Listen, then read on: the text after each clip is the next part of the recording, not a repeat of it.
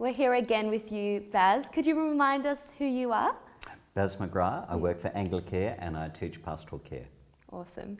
I'd love to hear from you how we can practice active listening on the phone.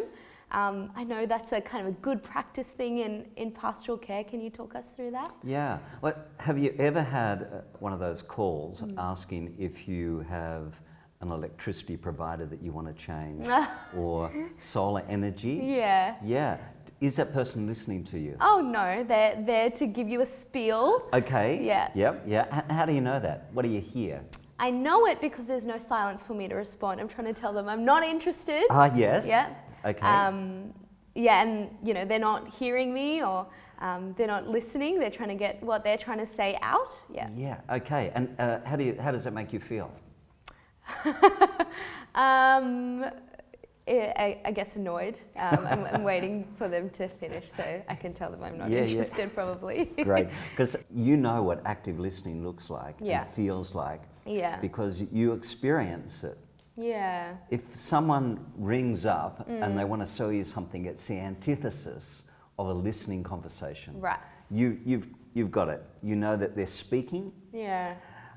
They want to get their words out. They don't want to listen to you. Yeah. Active listening is the opposite of that. You don't go in with an agenda. You're not trying to sell them a vision of how they should be. Active listening is giving people pause time. So you ask questions, they might think, and you wait, and they speak. Now, it's giving the other person control and saying, you're important. Right. Where with our telemarketer, Yeah. they're saying, you're not important at all. I'm trying to coerce you into buying solar energy. Right. So what we're trying to do is make people feel comfortable, like they're being heard, and like they can trust us at some level. And trust is built incrementally, step by step, Yeah. by us just listening. Right. We trust people who listen to us and seem to take us seriously.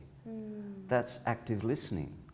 So in a sense, talking to you now, I feel you're listening to me. And so there's that connection which has been made. Right. If you turned away and your eyes averted elsewhere, Right. I know I've lost you. Yeah. On the phone, you're going to hear that with tone of voice or with doing something else.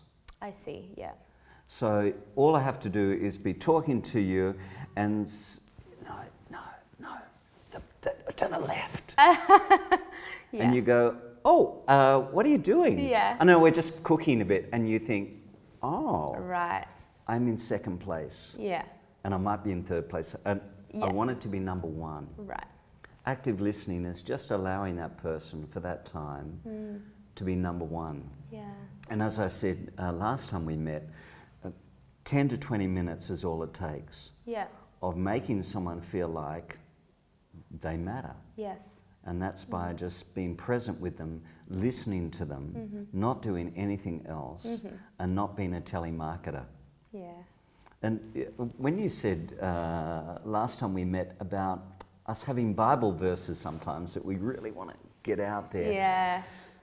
we have to avoid being like a telemarketer who says, I really want to tell them that God's in control. God's in control. Yeah. And for them, they might go, oh, okay, you just haven't heard what I've just said. Right. I've just been talking about being ill and Yeah. God's in control. Are you saying that God's caused this? So does God want me to be sick? And so you can create a lot of problems because we're not actually listening.